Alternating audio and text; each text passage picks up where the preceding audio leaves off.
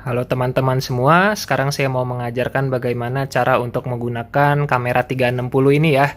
Ini harus diperhatikan dengan seksama agar sekali one take berhasil dan jangan sampai ada langkah-langkah yang ke-skip ya, karena nanti harus take ulang supaya bisa dapat hasilnya dari 360 dan hasilnya bagus ya. Nah, jadi ini adalah bagian depannya nih yang ada logo GoPro-nya dan juga tidak ada layarnya ya. Jadi jangan sampai nanti kamu ngambil video tapi dengan seperti ini arahnya. Ini walaupun 360 tapi jangan seperti ini karena orientasinya nanti berbeda, karena orientasi depannya itu adalah yang bagian ini ya. Jadi makanya kalau misalnya mau ambil video, nah jadi pastikan yang depannya ini harus menghadap ke muka seperti ini ya. Nah ini sebenarnya bisa juga kalau misalnya mau ngambil videonya seperti ini ya, cuman nanti harus edit ulang. Nah jangan sampai edit ulang karena ini ngedit video 360 ini agak sulit ya. Nah jadi secara singkat ini dulu ya. Nah sekarang saya akan mendemonstrasikan ya bagaimana cara menyalakan. Jadi yang nyalakannya itu yang bagian sini tombolnya, jadi ini dipencet sekali. Nah kemudian ada beberapa hal yang penting di sini ya untuk mengambil video 360, karena pada defaultnya ini dia belum 360 nih, jadi masih menggunakan kamera depan yang lensa depan ini.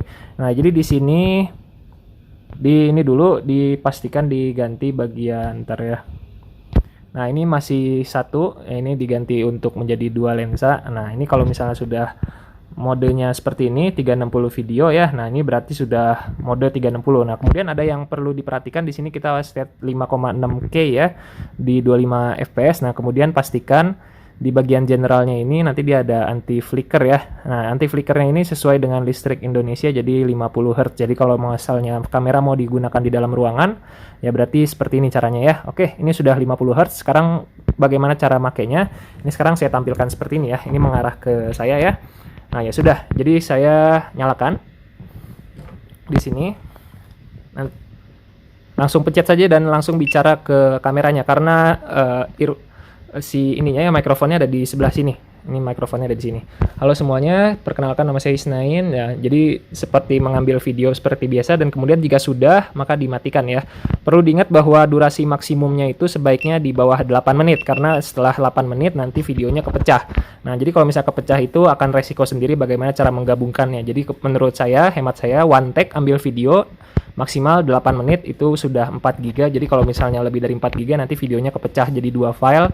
Nah itu di endingnya kita harus masukin ini ya, menggabung video 360 menjadi satu. Nah ini susah ya karena nanti terkait dengan orientasinya, makanya sebaiknya one take maksimal 8 menit.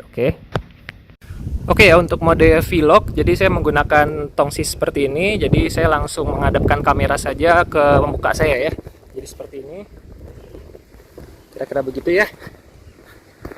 Jadi pastikan si depan lensanya ini langsung menghadap ke muka.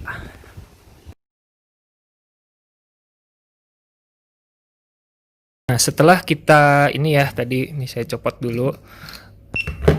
Jadi kalau misalnya ketika udah ngambil videonya, jadi ini bisa di swipe ke atas seperti ini ya. Ini saya tadi sudah ngambil video. Nah sekarang saya mau masukin ke komputer. Nah ini ada battery door-nya, jadi ini dibuka dulu ke bawah. Nah ini kalau sudah merah dia akan kebuka. Nah kemudian dengan kabel USB-C di sini dicolok di sini ya. Nah kemudian kita buka di komputer. Jadi kalau di komputernya kita buka seperti biasa, di sini akan ada GoPro Max nanti ya. Nah kemudian kita buka, dia foldernya ada di DCIM ini, kemudian GoPro. Nah ini adalah video-videonya ya.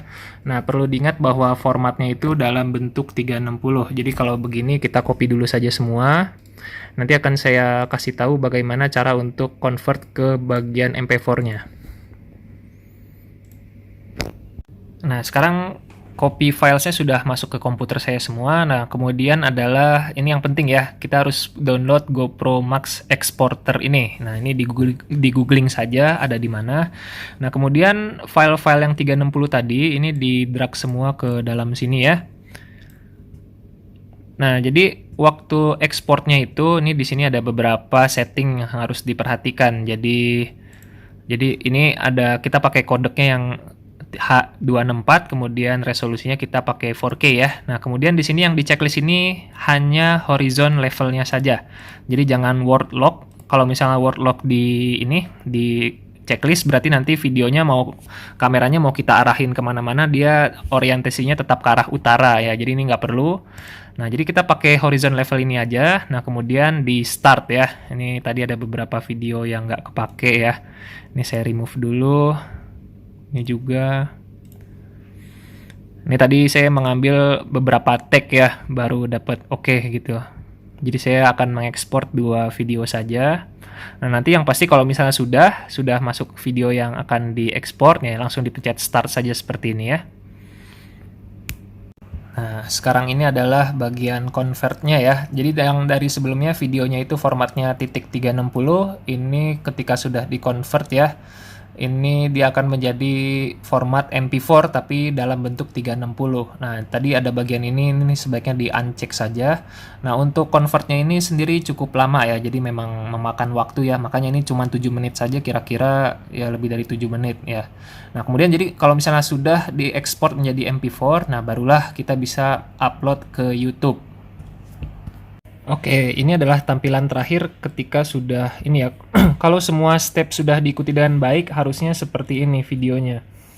Nah, jadi orientasinya itu selalu ke arah muka saya. Kalau misalnya bicara ke depan secara langsung ya, ini kayaknya terlalu berat videonya. Ini saya ubah ke 480 aja ya. Nah, jadi orientasi ketika kita ngomong bicara depan kamera itu, kalau misalnya hanya horizon lock aja, tapi tidak world lock ya. Jadi seperti ini nanti. Jadi mahasiswa kalau misalnya tidak mau muter-muter video, ya udah tampilannya seperti video biasa. Tapi kalau misalnya mahasiswa mau muter-muter videonya nih ya, kayak gini tuh. Nah, ini bisa.